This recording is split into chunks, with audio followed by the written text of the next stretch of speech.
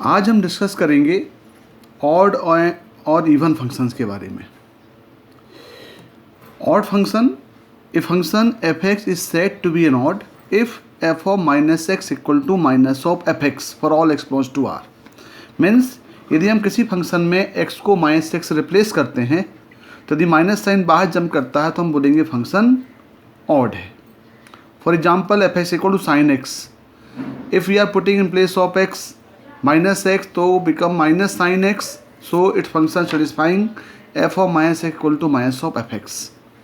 By graphically we can say if the function is odd, so making mirror image along origin in opposite quadrant, we can say the graph of the function is symmetrical in opposite quadrant.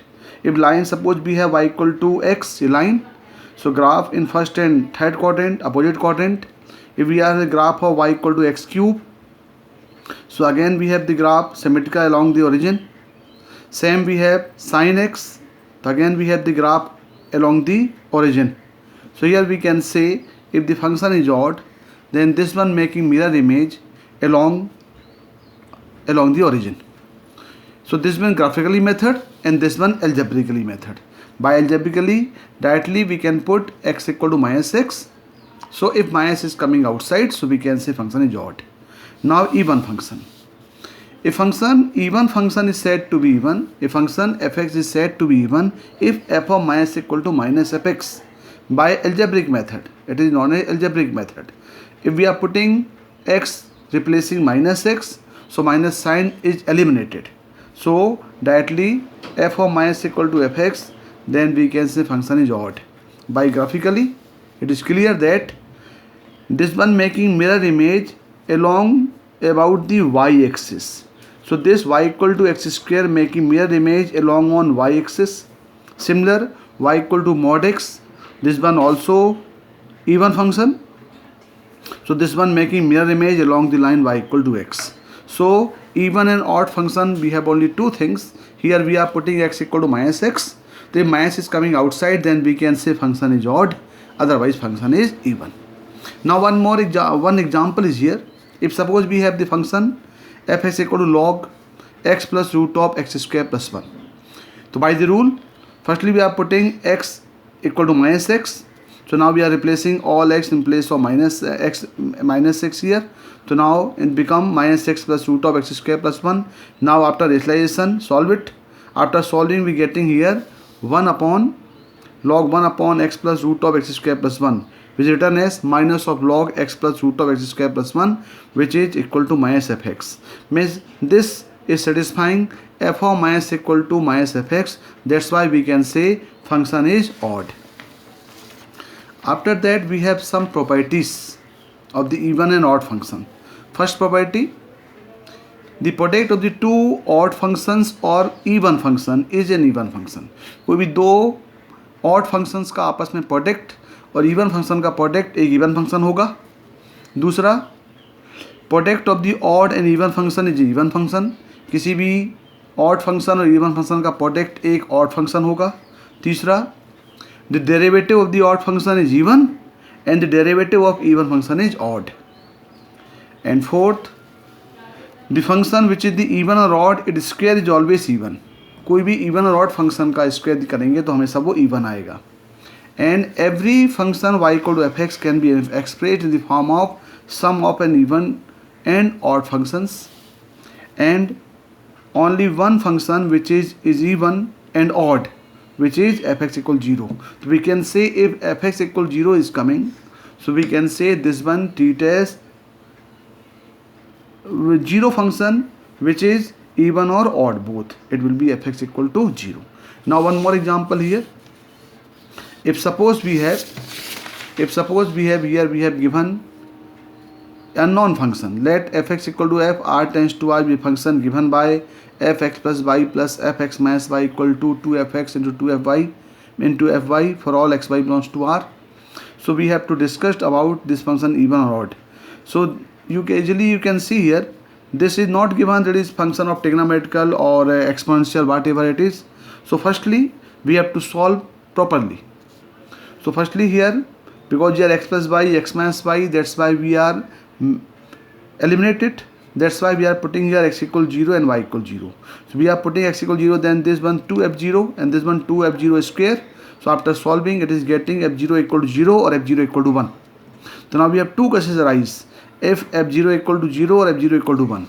If we have here f0 equal to 1, so if f0 equal to 1, then if x equal 0, putting in 1, so it become fy, f of minus y equal to twice of fy, or this is f minus y equal to fy. So we can say this fx is even function only when f0 equal to 1. In other case, if f0 equal 0 we are taking, then here fy or f plus minus y equal 0, because f0 is 0, so this becomes 0 here.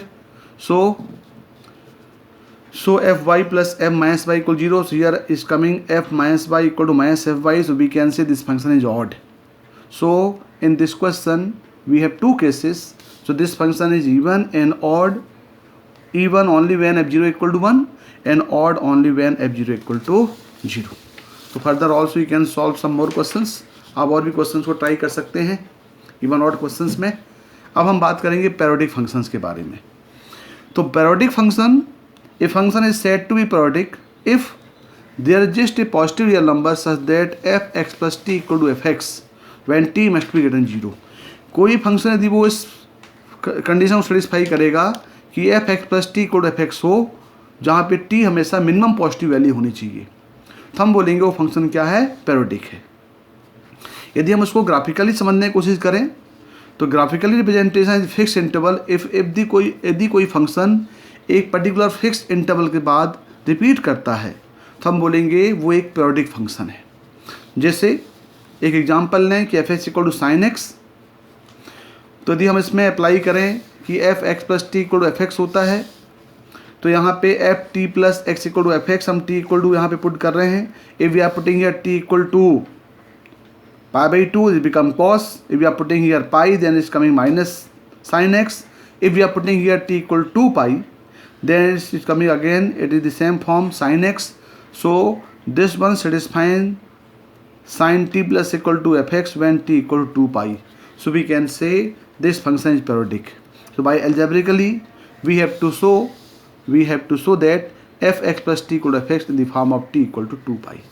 By in graphically, if we make the graph, so this one 0, 2 pi, then 4 pi, here minus pi. So we are saying here that between minus 2 pi to 0 and 0 to 2 pi, 2 pi to 4 pi, same graph is coming. So this interval is known as periodic. So this one period, because every 2 pi interval this function is repeating, so this one known as periodic function. We have some table here. If the function the form of sin raised to power nx cos की power n sec की power n cosec की power n, यदि n यहाँ पे even होगा तो इसका period पाई होगा. यदि वो ऑड होगा या फ्रैक्शनल होगा तो उसका पीरियड 2 पाई हो जाएगा. tan की पावर n cot की पावर n, यदि पाई दोनों केस में हो, चाहे वो इवन हो चाहे ऑड हो, दोनों केस में इसका पीरियड जो है वो पाई हो जाएगा. Now mod of sine x, mod of cos X, tan X, cot X, mod of sec X, mod of cos X, all are periodic with period pi. Now X minus box X equal to fractional part of X. This one is a periodic function, इस period is 1. By graphically it was clear that is graph is 1. But some functions like algebraic function like root x, x square, x cube plus 1, these are non-periodic. ये periodic नहीं है. इसलिए periodic नहीं है क्योंकि इस function को हम ये F T plus x plus T code F X के फॉर्म में रिप्रेजेंट करना पॉसिबल नहीं है. इसलिए इस फंक्शन को बोलते हैं ये फंक्शन periodic नहीं है, इनका कोई पीरियड नहीं है.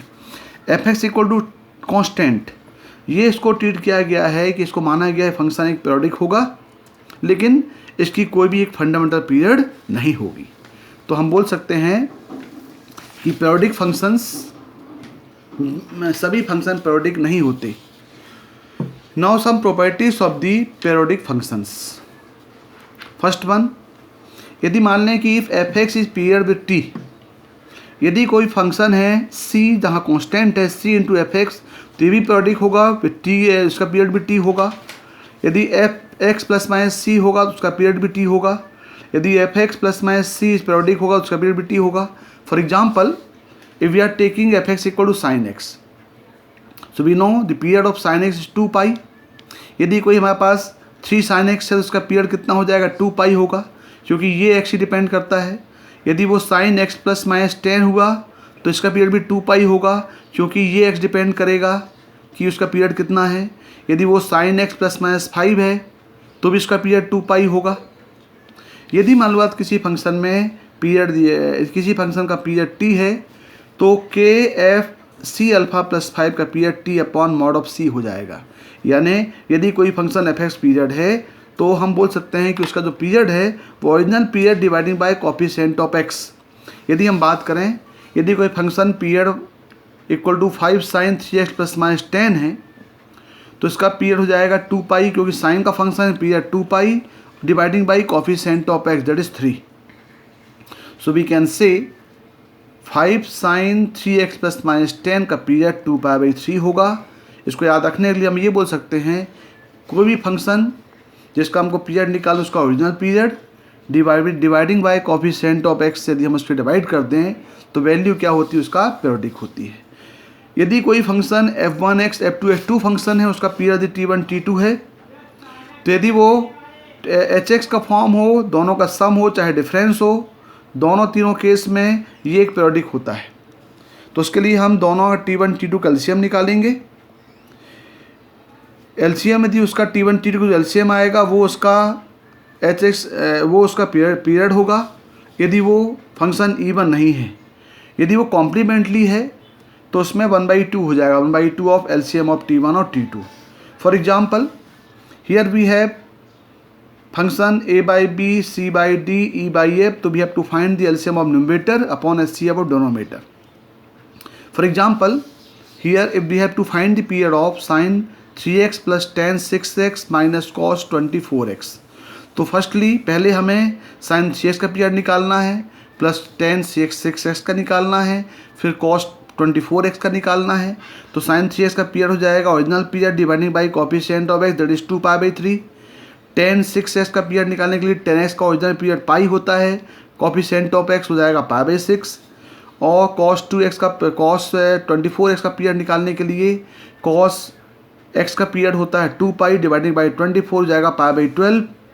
तो यहाँ पे हमको 2 पाई का एलसीएम का न्यूमरेटर का एलसीएम लेना पड़ेगा और एफसीएफ का लेना पड़ेगा, 3 6 12 का एचसीएफ लेना पड़ेगा। तो इसका जाएगा 2 पाई बाई 3, बिकॉज 2 पाई का एलसीएम 2 पाई होगा और इससे एचसीएफ 3 होगा। तो हम बोल सकते हैं कि LCM of 2 pi by 3 pi by 6 pi by 12 equal 2 pi by 3 हो जाएगा। Now LCM of rational and rational is possible. दो रेशनल फंक्शन उनका एलसीएम पॉसिबल होता है, रेशनल का एलसीएम पॉसिबल होता है, लेकिन रेशनल और रेशनल फंक्शन का एलसीएम पॉसिबल नहीं है। तो कोई भी फंक्शन का पीरियड निकालने के लिए दोनों फंक्शन को रेशनल होना ज़रूरी है। यदि एक फंक्शन का पीरियड रेशनल है और दूसरे का रेशनल है तो उसका पीरियड पॉसिबल नहीं है। हमारे पास कोई एग्जांपल भी यहाँ पे हमने लिए हैं आप लोग के लिए। यदि हमें निकालना है एक फंक्शन का पीरियड निकालना है f इक्वल tan 3x और sin x बाई 3, तो हमको पहले tan 3x का पीरियड निकालना पड़ेगा। हमें मालूम है tan x का पीरियड पाई होता है और कोफिशिएंट ऑफ x 3 है तो उसका पीरियड पाई बाई 3 हो जाएगा।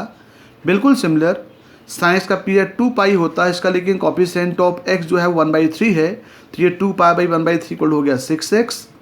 तो हमें एलसीएम लेना है दोनों के न्यूमरेटर का, तो यहाँ पे एलसीएम हो गया पाई और 6 पाई और एचसीएफ हो गया 3 और 1। तो हियर एलसीएम जो है पाई 6 पाई का 6 पाई हुआ, एचसीएफ 1 होगा, तो उसका पीरियड कितना हो जाएगा, ये 6 पाई हो जाएगा।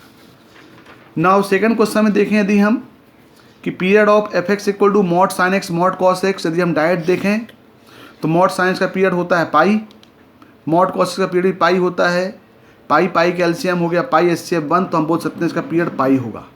लेकिन चूँकि mod sine x mod cos x दोनों कॉम्प्लीमेंटली हैं, इसलिए इसका पीरियड हो जाएगा 1/2 of LCM of pi. That's why इसका पीरियड जो है वो हो जाएगा पाई बाई 2। यदि हम इसको एल्जेब्रिक मेथड से करें तो भी हमको F T plus x equal to F X को पाई बाई 2 टी को पाई बाई 2 सेटिस्फाई करेगा। एक और हम क्वेश्चन लेके देख रहे हैं अभी तक प्रीवियस क्वेश्चन में आपने देखा कि इसमें फंक्शन क्लियर था, लेकिन इस क्वेश्चन में कोई फंक्शन क्लियर नहीं है।